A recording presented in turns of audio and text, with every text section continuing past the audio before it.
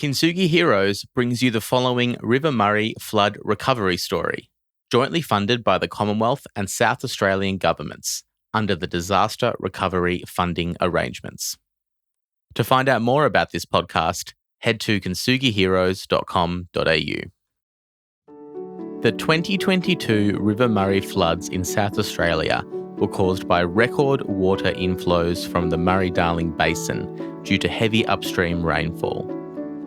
The slowly rising floodwaters inundated homes, businesses and farmland, causing widespread displacement, infrastructure damage and agricultural losses. The disaster significantly impacted local economies, communities and led to the region's long-term recovery. In this special limited series of Kintsugi Heroes, John Millam sits down with members of the Riverlands community and gives them space to share their experiences of their personal adversity and community resilience. It's only through connection and empathy that there can be a path to recovery. In this episode of River Murray Recovery Stories, John Millam is joined by Peter Hunter. We explore Peter's journey as the Mayor of Renmark during the 2022 floods. Elected just as the crisis began, Peter applied his long-standing experience in education and community leadership to navigate the challenges ahead. Despite the flood's threat, Peter focused on bringing the community together, ensuring open communication and effective teamwork. His leadership included managing media narratives and respecting local knowledge to devise practical solutions for flood management. Through collaboration and resilience, Peter guided his town, highlighting the importance of unity and preparedness in facing nature's challenges. So, ladies and gentlemen and listeners at Kintsugi Heroes, welcome to another session, another special session for our series documenting stories of the Riverland and Murrayland floods in 2022, the Riverland recovery stories. And again, like I usually say, we're very privileged. Today we have somebody who when I was in recently down there, your name kept coming up, right? People were very excited to tell me about your escapades. Peter Hunter, the Mayor of Renmark, thank you so much for joining Kintsugi. My pleasure, and thank you for the interest. Mate, speaking of interest, right? I remember somebody telling me that you had just been introduced to the job. Obviously, you'd been on the council for quite a few years, but a freshly elected new mayor, and I think that was November. And of course, by that stage, the water was starting to become a pressing issue, right? With the peak eventually sort of early January. So how does a freshly elected mayor suddenly, deal with having to keep his new charge dry and safe? There's an interesting question. You go into these things never being quite sure what's going to eventuate. We take on new roles and such, and this one was certainly quite different for me. The joy was that our CEO and senior staff had already made some decisions. Look, we really don't know what this is going to pan out like, but we've got to get started. We're having difficulty with trying to understand how any other body could deal with what we thought was going to happen apart from council. We had the contacts, we had the links, we had strong community support. It's quite different from somebody apart from the army coming in, and they weren't going to do that. The assurances we'd had historically were, don't worry, Renmark Paringa, when we have an issue, we'll be there, we'll help you. They just didn't have the ability that council did. So there was that reassurance, I think, that senior staff had already taken some steps, and then to walk into the role and say, how can I value add to this? What can I do? And one of the big things was to deal with the media. So we were getting 3, 4, 5 a day. You'd talk on the phone, and yes, I'll speak with you, only to find out that you're doing a video call with ABC National. The next one to talk about ABC, and you'd be talking to the local ABC. It was really interesting working through those things, and just amazing the people that showed interest and support for us. And I would never have thought that I'd meet the Governor General and his wife. I'd never thought that we'd sing a song in our chambers because his wife was very much into singing. I never thought that we'd be able to meet cabinet 3 or 4 times and the premier. These people, if I reflect, really showed me that we've got some good people in the places we need them. And now, politics aside, that I forget that. These people came, they were genuine, and they offered support in whatever way they could. And that was really reassuring at that time, when nobody knew how much water, how fast, when it was coming, how long it was going to stay. Lots of people had views, as you can imagine, but no one knew for sure. So they were very interesting times. So, there's so much in that answer to unpack, and I'm sure we'll get a chance to go through a lot of it. I do want to go back a little bit because, I'm hearing, you've rightly given the first comment is a pat in the back for your team, which is credit to you as a leader. But what made Peter Hunter ready? Because what you've just described, right? Renmark had a particularly decisive approach, and certainly as a result, the outcomes were, there are still people across the board and in the region that suffered and had challenges as a result. There were tragic outcomes. But I think there was overall, you'd have to be very pleased with the level of remediation that was done by you guys. But what made Peter the right man for the job? There's an interesting self-reflection for me, isn't it? Well, people have commented about the communications and the links within council, and to some extent or to a major extent, that's staff. But being able to sit down with them and pick that up and then relate that to media was really important to me. And I guess in preparation, I've been able to do quite a bit of media in my role as principal of a local school for many years, and some district and statewide work that I'd done there. So media wasn't new to me. I think there's always new aspects to it that you don't anticipate. The next question, perhaps yours, as to where it's going to go or what background I should have provided when you hang up after you've had the chat. But I did have some background there. I had incredible support from staff, and the community was generally really, really supportive. But there was that small percentage. I always talk about the 4%ers. There's the 4%ers that will go for you regardless. The 4%ers that will never, ever come around to your point of view. So it was very much in my mind about how can we answer in a factual way when we don't really have the facts yet, but we've got a considered opinion about how we're moving forward. How do we relay that in the best way possible to community? And I think just having that focus again and again and again kept me on a path, if you like. I'm not sure that's quite where you wanted to go, but that's my first reflection on it. Well, I'd point out, you mentioned, you'd been a principal of a local school, and that's I understand that's quite some years. So had you been a teacher all your life? Yes. I started back in 1977, outer suburbs of Adelaide, a new school. We walked in there. I think there were 8 of us walked in. They anticipated 150 children, and they had over 300. It was interesting, but a great way to start because we're all new. No one knew a thing. If I think back, no one had any idea what we should be doing, how we should be doing it. Then we moved to Riverton in the mid-north, did some acting positions around there. Then we moved on to the West Coast, principal of a school over there, and then 16 years at Renmark North. And I was able to pick up regional issues and statewide issues. School buses were always a classic. I used to talk about Yeah. My shoulder twitches every time someone mentions school buses because there was always a school bus issue. Yeah. My observation is Renmark's beautiful and the river is beautiful, but it's not an easy place to live. Any of that area down through, the land is a tough place. So you've got broadacre farming, you've got, mining and minerals, you've got, the river and tourism, of course. So how did your principal time and so on prepare you to want to help out on a local level, join the council as a councillor and face some of those issues?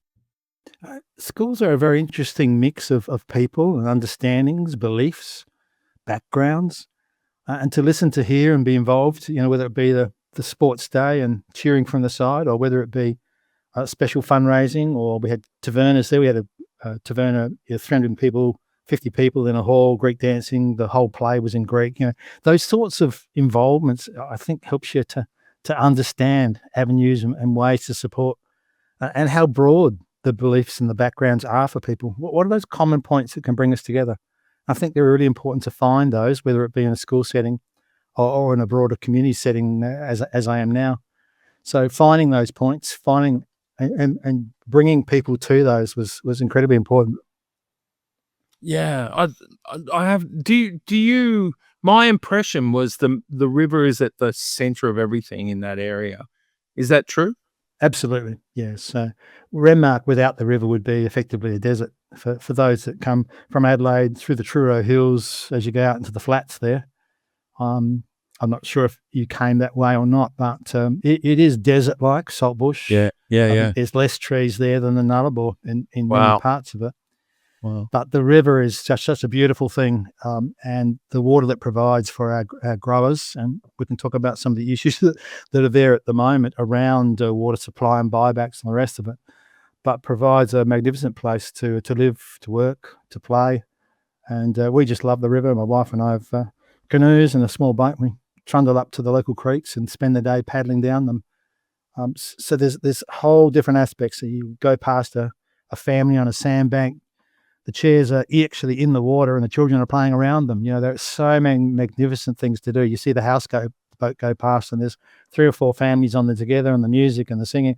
It's just so much to enjoy through our countryside, if you like. So different. We go overseas and there's people everywhere. There's big buildings everywhere. It's been super developed everywhere. And north of Renmark, for example, national parks, you can pull up your boat, camp overnight, hear the birds. It's just beautiful. Yeah, there are lots of birds. I can attest to that. Yeah, the natural beauty. I can't. I fail to explain how dramatic that landscape is. Right, I'd been down the other end of the river, obviously, but to come up from Adelaide and then through Murray Bridge and then along the lands, it was so significant. I captured a little bit, but I still discovered that you guys, you are genuinely river people, right? There's a certain smile that comes over your face when I ask you if you like living by the river, right? So we were brought up at Semaphore. We were born at Birkenhead, so spent early days with Sea Scouts and sailing on the ocean waves, if you like. So we loved that as children, and then the mid-north and west coast were quite different again. We had a little trailer sailor we lived at Louth Bay, and that was beautiful in itself. But there's something quite different about the river. If we go upriver, we can always go around a bend and find a quiet spot. And we don't have a tide, which is really nice. Yeah, spectacular for sure. So do you feel, because I noted how connected everybody is to the river and to the, to the how significant it is as a place.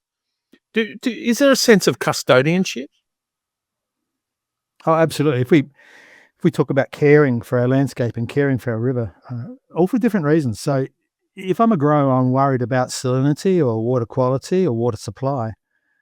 If I'm living here as I am now and love to canoe, then there's that aspect. And I also don't want to see the blue-green algae come down from interstate, or I don't want to see the carp continue to muddy up the water and those sorts of things. So every person has their own perspective on it, but all of us have families in one way or another. All of us have connections to that river, whether it be pulling up a dinghy and heading off at 20 kilometres an hour to find my favourite fishing spot. And there's plenty of people that do that.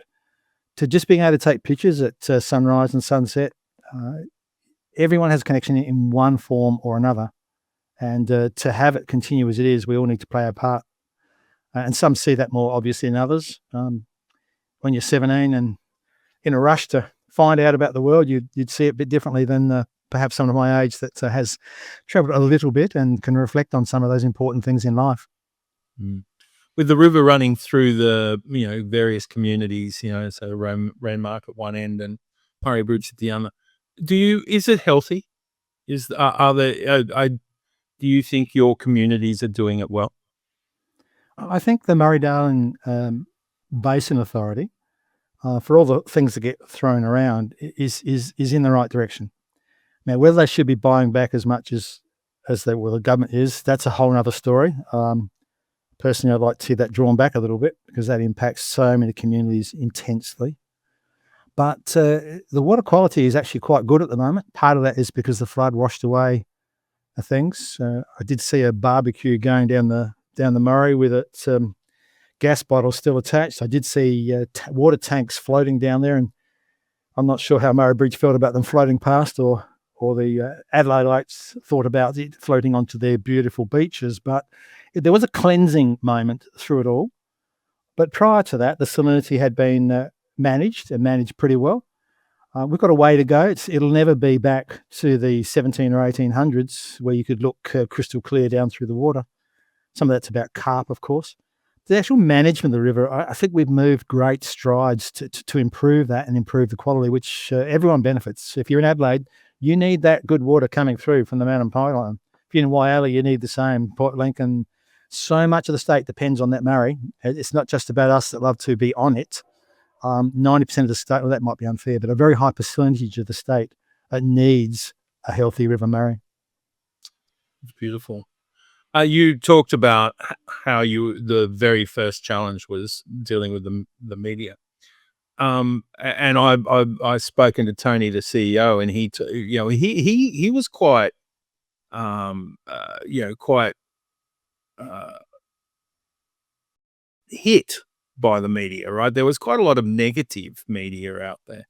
What was that about? Why? What on earth were people asking questions about the impending flood?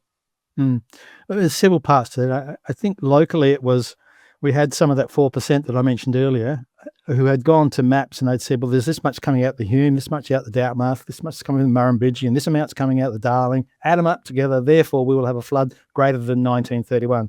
And 31 was higher than 1956. We should all be panicking and running away. Quite unfair and unreasonable. People looked at Lismore and the floods they've had every, 16 out of 17 years or whatever it is. This is not Lismore. The water that we get has travelled thousands of kilometres to get here, and it would only come if we've had 1 or 2 wet years prior. And we've got a few months, or at least 6 weeks as we had this time around, to prepare our defences. So there's the group out there that, for whatever reason, and I can't get into their motives because I don't really know, thought that they were experts and pumped that out. That was disappointing and hard to beat. We just had to match it, as I said, with the facts that we did have. The other bit was the media, the majority of which was good. There's one television station in Adelaide in particular that, you'd go out with and you'd be on a bank and filming, and they'd take up an hour of your time. They'd put 1 or 2 minutes if at best, to screen. I understand the need for that. But, if you focus on the Tree of Knowledge was a good example. Focus on the Tree of Knowledge at Loxton and do your video cameraing that shows there are no campsites there being used because it's flooded and your knees are underwater. Okay, pan to the left, please. Show how we've managed, and this is not Renmark Council, this is Loxton, show how we've managed this issue. And to your left, pan around 30 degrees, and you can see all those caravans sitting up there. So there was a sense at which they wanted to sensationalise, and I get the media and advertisers and all the rest of it, but that just made it that much harder to manage. And I had a call from a lady from the United States, believe it or not. Now, her grandmother lived in Renmark West and was scared witless because the water was going to go in. So it wasn't just little old Renmark or the strip down to Murray Bridge or just South Australia. It was national and international because of the links that people had. And it's all they heard sometimes was the negative stuff. It just made it really difficult to manage in that sense. Yeah. Wow. Yeah, that's a good explanation. You mentioned, just your job, was to front up and to be available and to pass on facts and so on. One thing I was fascinated by was the amount of law. So the locals have, theories about the river, right? As much as they've, so their grandfathers and, the old timers have certain ideas and new timers. So how did you sort through all the locals with all their wisdom around the river? Well, the first thing, I guess, in any of those discussions is to show respect. You know, the majority of that group, I'm not talking about the 4%ers, I'm talking a bigger group who had genuine concerns, passed on by their parents and grandparents and the rest of it. So show respect to their views. But the building of the levees, for example, was a great example, which I used multiple times. You know, in 1956, it was raining heavily, and they used their little Fergies and they pushed the soil up, and there were lives lost, and there were many examples of people being in high levels of danger. There's no doubt about that. There's pictures of that. And here we are with B triples side tipping, putting hundreds of tons, and then we'd go and compact it, we'd level it, we'd measure it with the GPS, and we'd say, look, this is 0.3 of a metre short of the level that we required, get another one. And then we had examples which I could share of, look, there is an embankment being eroded here. So what we did was, because we inspected them every day, whole 38 kilometres, okay, we'll dump another 6 truckloads of rubble down there because that's out there ready to go. So I was able, particularly as we worked through it, to share the stories and do the comparisons for them. And I think generally they picked up on that, particularly the technological bit. You know, to have a GPS to say this is at 56 level behind the hospital. We know we've got a 1.5 metre between the anticipated height. That's really important. They didn't necessarily believe all of that because, you know, it's deeper, isn't it? That emotional link with what granddad said and all the rest of it. But absolutely. But, you know, you kept revisiting these things, came up with new examples and shared it with them. And the result at the end, people were just so happy. And, you know, kudos to everyone, not to me, but to everyone involved. And, you know, one of the real highlights was the way that the contractors said, you know, who are normally competing with each other, and Tony may have shared this stuff too. But he called them in, spoke with them, gave them the price he's willing to pay, and they all came on board. And then for me to be able to share the story, that I listened to a little bit of their talk on the T-Way. Here's Fred and Harry and George and Mary that normally are competing with each other. They're sharing the best way to create this mound in this position at this height and make sure the compaction's right. At the same time, they're talking with the engineers. At the same time, they're talking back with council. This is magnificent for a community to be able to show. Yeah. I was so impressed too. In many ways, Renmark were right on best practice, and we know that, you know, other towns were trying to solve problems that you guys did well at and shared some of the info and so on. How would you rate that whole process, right, for the region, right? Because it was a large area to care for.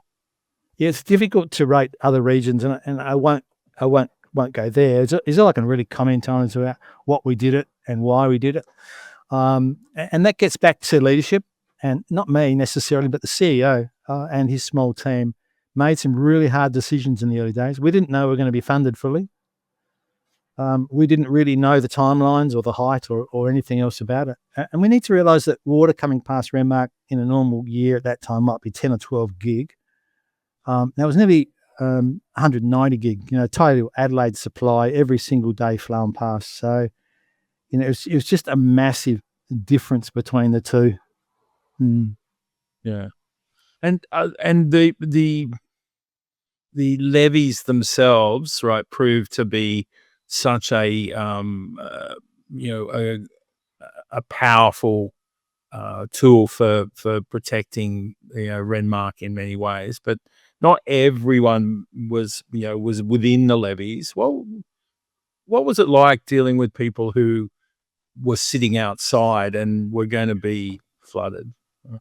Yeah, that was one of the most difficult ones of all, because we built mostly on top of the 1956 levees, not everywhere, because there were some better spots that could be utilised to incorporate people. But there are multiple people outside of those and who wanted us to build our levees in a different position to protect their properties. To do that would have meant that the timeline to complete works would have been extended. And there were some very difficult decisions there, and it's very hard to relay why we can't go around your property in the same way. So there's no easy answers to that one, in that apart from hard decisions had to be made, very tight timeline, And I think we judged it pretty well in the end. But look, there will always be people that think you could have done it better or faster or higher or whatever you like. But there are very few of those when it gets down to it. Yeah. Well, you, of course, the buck stops with you in terms of the local community. So people would have brought their trouble and suffering to you. How was it from a personal point of view that, you had to, talk and listen and share and hopefully, support people who were struggling and who were suffering a great deal of loss?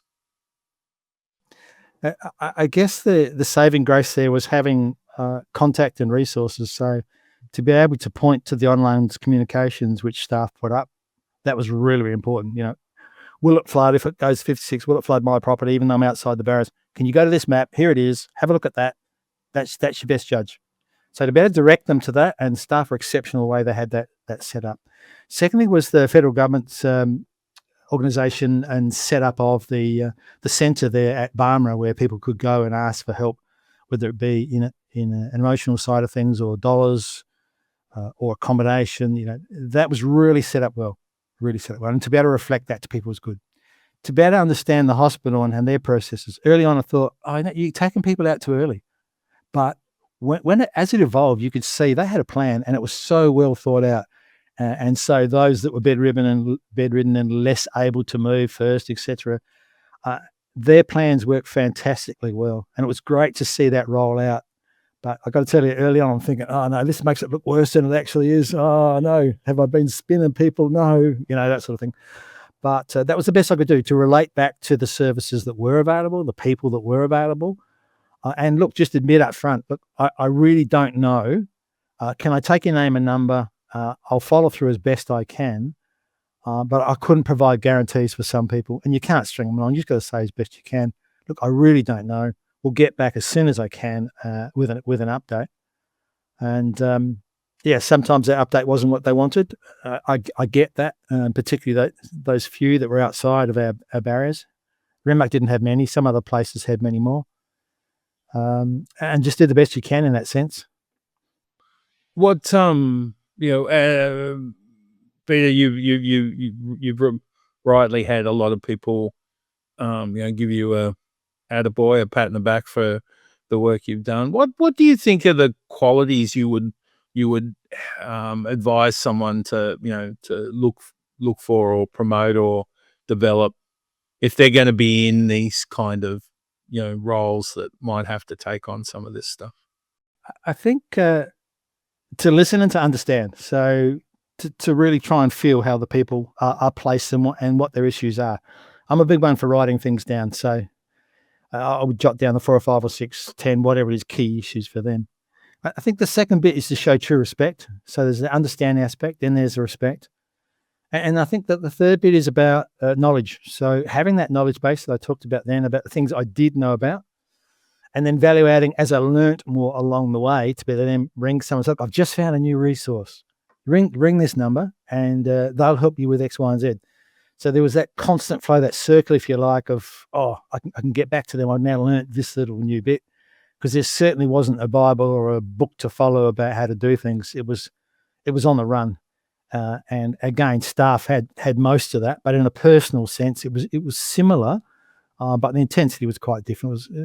The impact's quite different, I think, when you sit down with people that are genuinely scared, what we are trying to do, how we are trying to help, and just get back to them later on as best you can. But the resources were fairly good at Barmera there, and better reflect and send people there was important. I actually went to the Barmera Centre and said, what resources are available for me? I'm living in Renmark, without telling my role.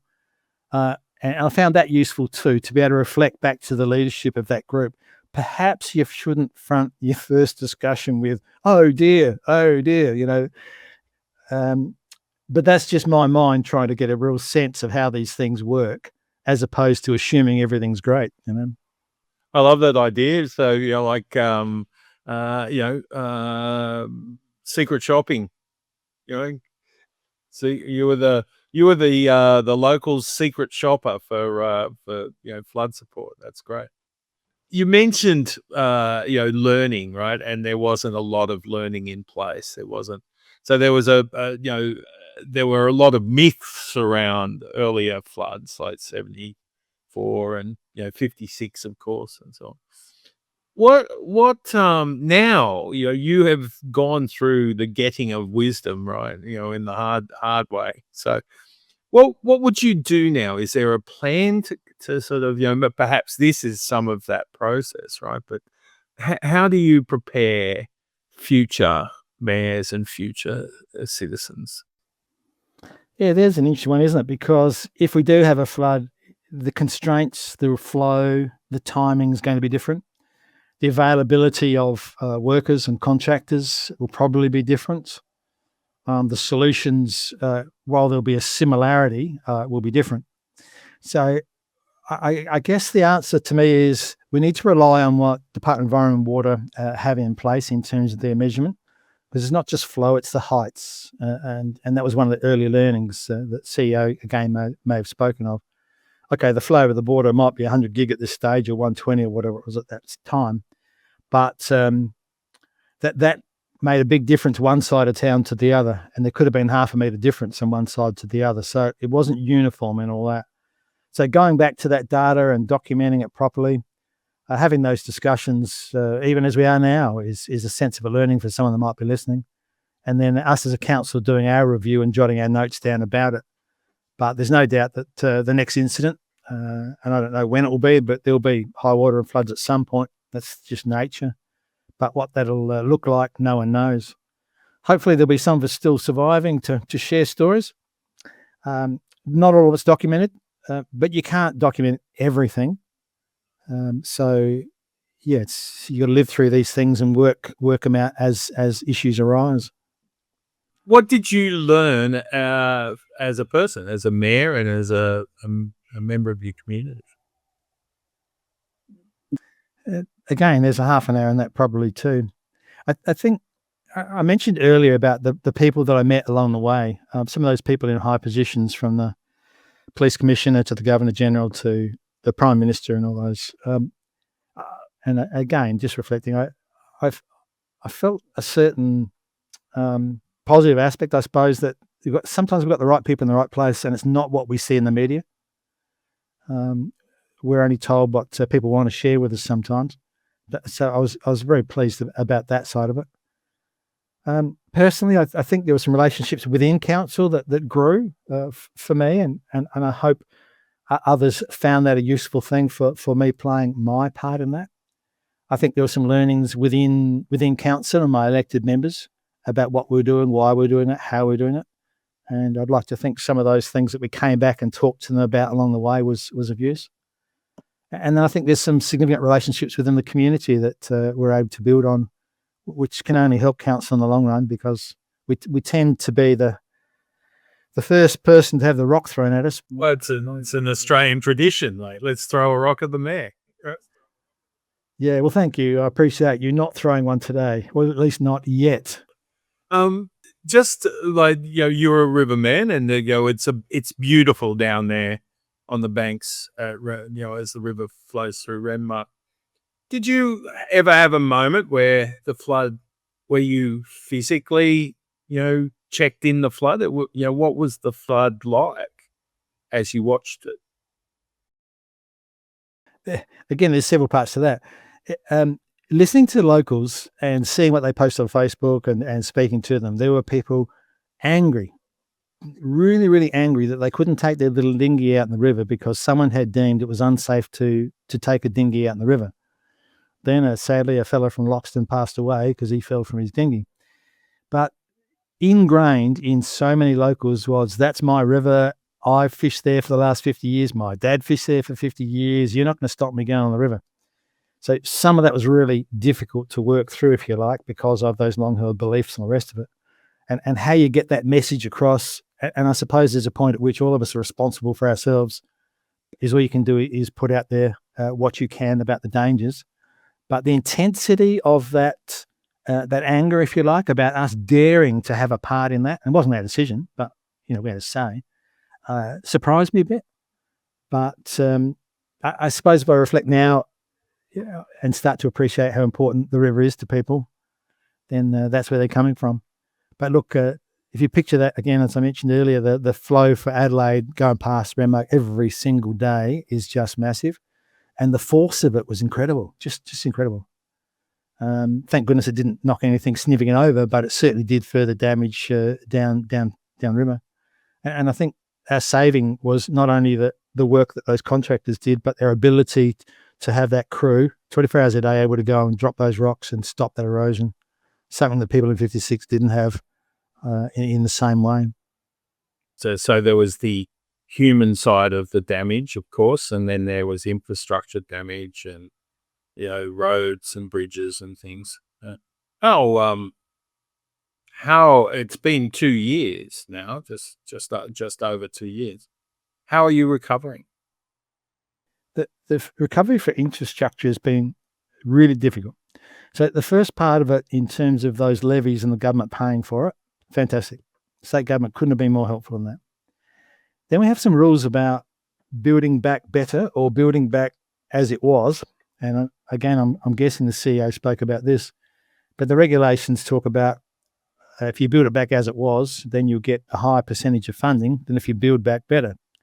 Now, I get the government doesn't want you building the Taj Mahal or a bridge that, goes 30 metres above what it needs to and all that sort of thing. But for us to build back on our 21st Street Bridge, the same thing that existed there, well, it's going to get wiped out next time and the time after. But if we apply for higher level funding, i.e. let's build it back so it will stand 120 gig and it will be able to do this and the water flow will be that. No, you get a lower amount of money. Just some crazy things like that.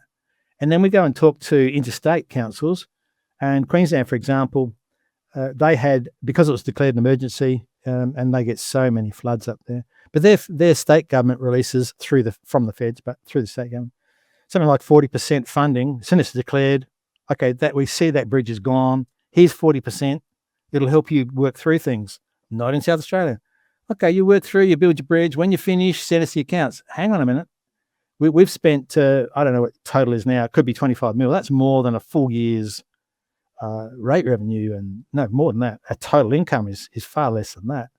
So some of the state rules have just got to be modified in line with what other states do, and we've got to prepare for the next time. We've just got, as a nation, not just South Australia, as a nation, to prepare ourselves for the next fire, earthquake, flood, whatever that major thing might be, we've got to prepare for it better than we have in the past. The writing's on the wall with the current sort of trend, like the last 10 years have been the 10 hottest years in history, etc. And in some ways, Australia can be a marginal place to live, right? And it takes tough people doing tough things. What do you think will help us get through this period? I think that preparation is part of it. And the second bit would be that sharing of knowledge. We've just recently travelled to Mount Isa and came across down through Longreach and down to Dalby and such. And some of that torrential rain that was coming down, I didn't truly understand the Channel Country until a day behind us was significant water coming down through these channels, and we were just ahead of it, how quickly it can change. But Queensland, for example, have SES and doctors and nurses and all sorts of people. They can see what's coming. They send them out. So there was someone at Longreach, there's someone else at Mount Isa, and someone else at Dalby, and someone else. They were there to see what happened and report back from the ground about what's actually happening in this town. Their preparation didn't need it in the end, but was magnificent compared to what some other states perhaps that don't get the floods as often. So I think there's a lot of learnings we can gain from each other, and I'd love to see some national approach to some of this in terms of building back better. Yeah, that's fascinating. What about technology? Is there things, do you think we can develop things that will assist, major infrastructure, preparation for disasters and so on? The use of technology, as I mentioned earlier, was a magnificent help to us. So our little trolley went out every day and measured the heights of them, what changed, and looked for issues. So technology as it exists now is just fantastic compared to what has existed in the past. So I guess continued development of that type of infrastructure would be great. Two is around the communications and being able to get hold of people quickly. So I'm not sure how you do that, but maybe there's some opportunities with ICT through phone messaging that councils might be able to link into, because we tend to be in little silos. Police might have led it all. SES had this bit, DEW had this bit, SA Water had this bit. The electoral group, we'll talk about later or not, had another bit of things. So I think there's more working about that coordination and linking, even though the Zone Emergency Committee had a lot of things set up and went really, really well. I think technology rolling into how we can link and communicate better prior, during, and post would be really, really important. Well, you mentioned the number of bodies and organizations that needed to coordinate. In some ways, Renmark really, put firm boundaries down about what you were doing and how that would be coordinated, right? So, what do you see as best practice? Well, the organisation as it currently exists is great, all right, but within that we can improve. SES did a great job, but they rely on volunteers. So if you're looking at a Queensland situation where you are dealing with intense issues for 2 weeks, that's very different to if you're dealing for intense issues for 3 and 4 months. People can take a week off of work or 2 weeks off of work and act as a volunteer. So ours was quite different in that sense. The other bit was that there were some gatekeepers, and I think there's some conversations that need to happen about, look, this council has taken the lead, and thank goodness they have. How can we help them? As opposed to, no, you need to come back to us because we're in charge of this. So when we had our town meeting, for example, we had people come down and speak to us from a sheet. Sadly, there's even a guy that came down and read from his sheet. He had no idea. He couldn't have told us the main street name, let alone the impact or who would be most at risk if X happened or Y happened or whatever it be. So we've got to localise these things. The impact in Renmark was very, very different to Murray Bridge. It's no good having a plan across the board. So when we get to the next issue, we've got to work out how we can have a particular region with these issues and also them at the other end. How can we coordinate and link those? How can we share information across them? How can we put our resources in the right places?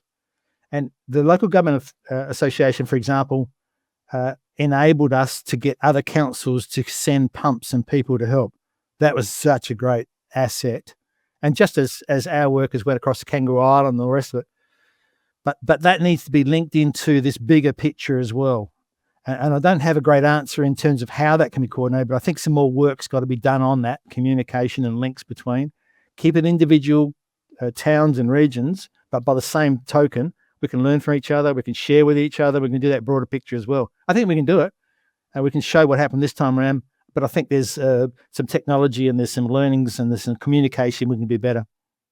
It's a great image you build.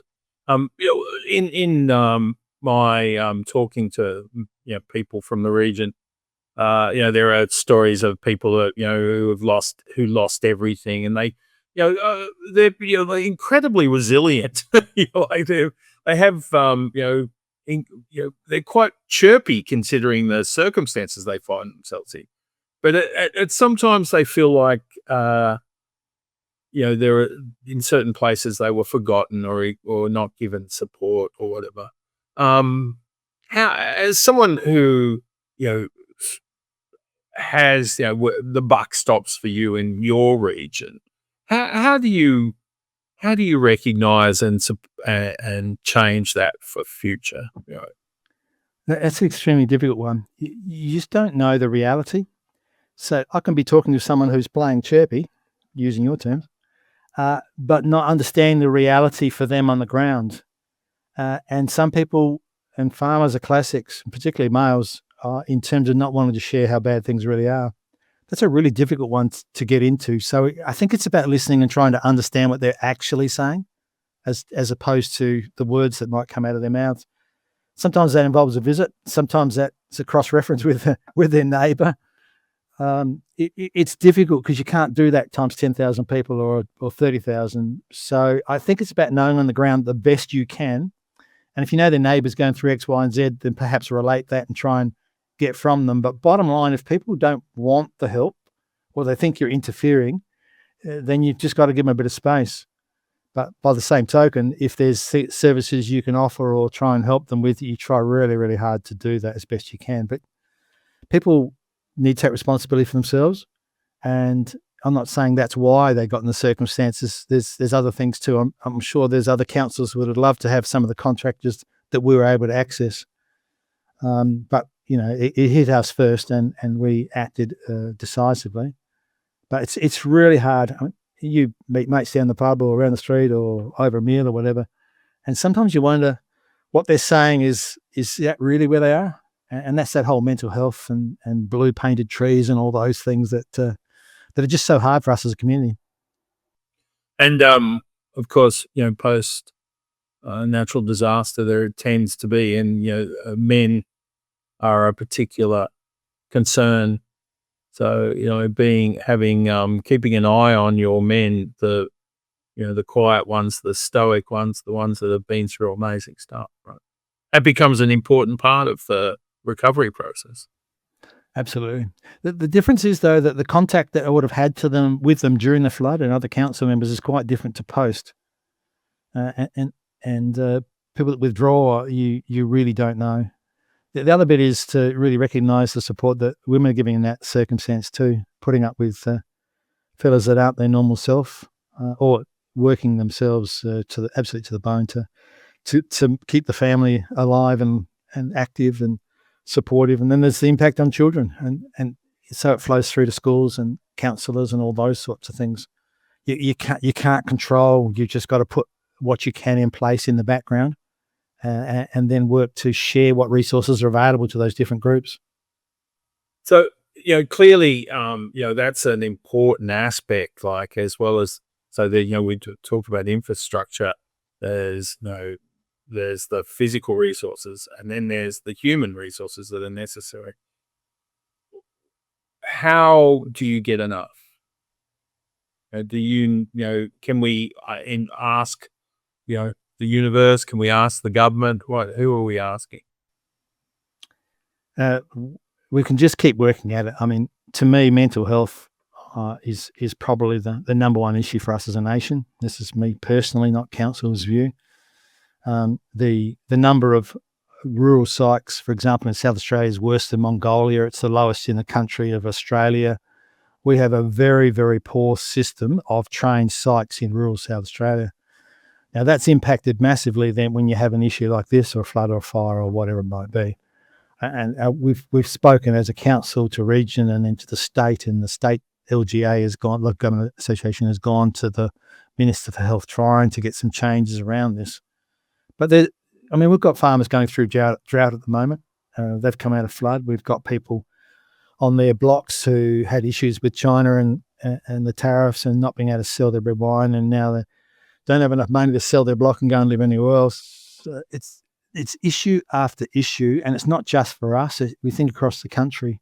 So how we manage this, I don't think we could ever have enough resources, but I think we need to recognise the key areas where we're deficient.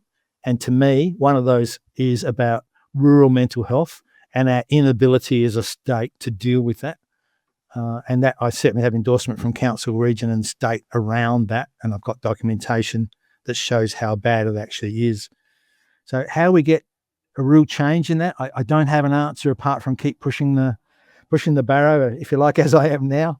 But we've just got to do better in that for normal day-to-day life, let alone when we have to arc up to support people at a higher level with disaster. Yeah, absolutely. Yeah, and beautifully put. I suppose to lift it up a little bit,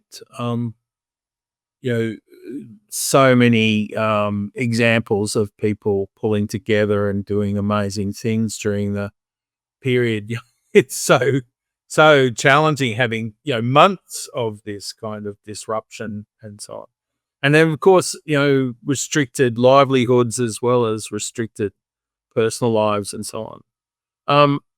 What impressed you about your place? About the place itself, about the people, about Renmark and the town and the region and the people.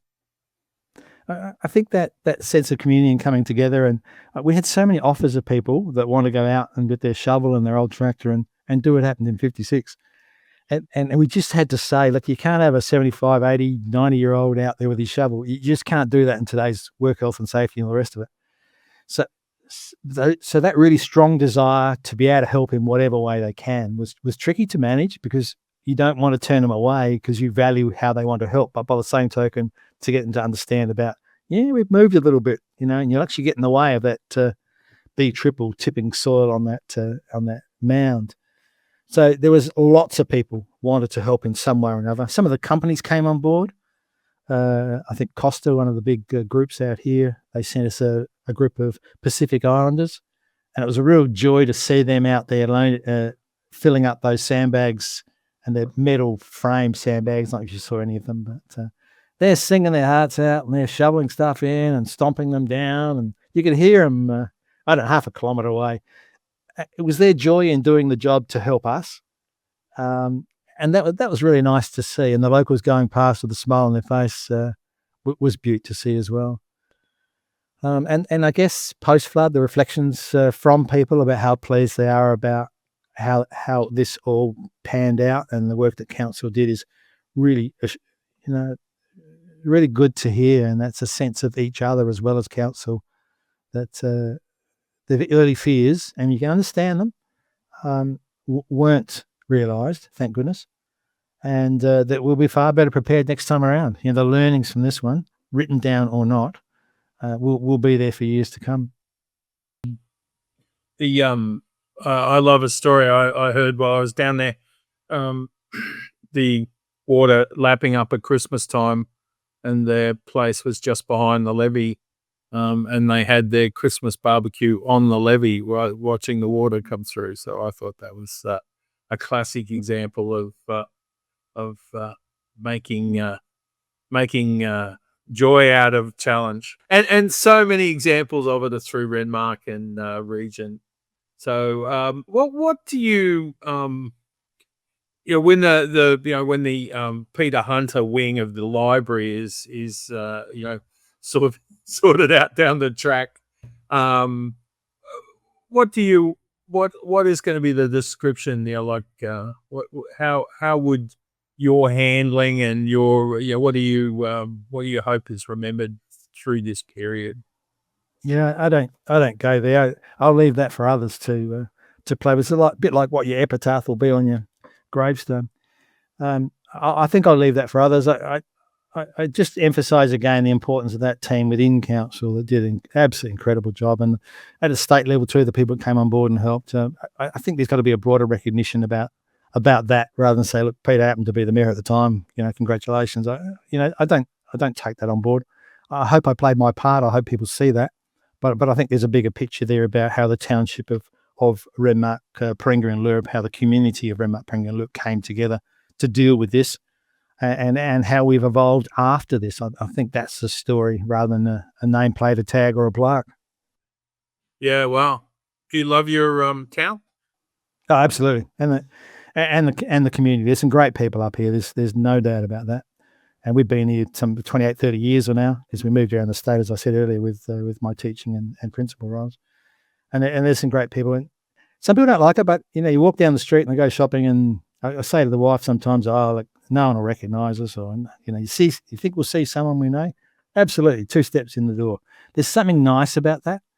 Some people don't like it. I get that, and that was same with my role at Renmark North School. I value those discussions and listening to people and the smile on their face. And I go to Adelaide at times and walk down the mall. I'm not sure if you have in the city closest to you.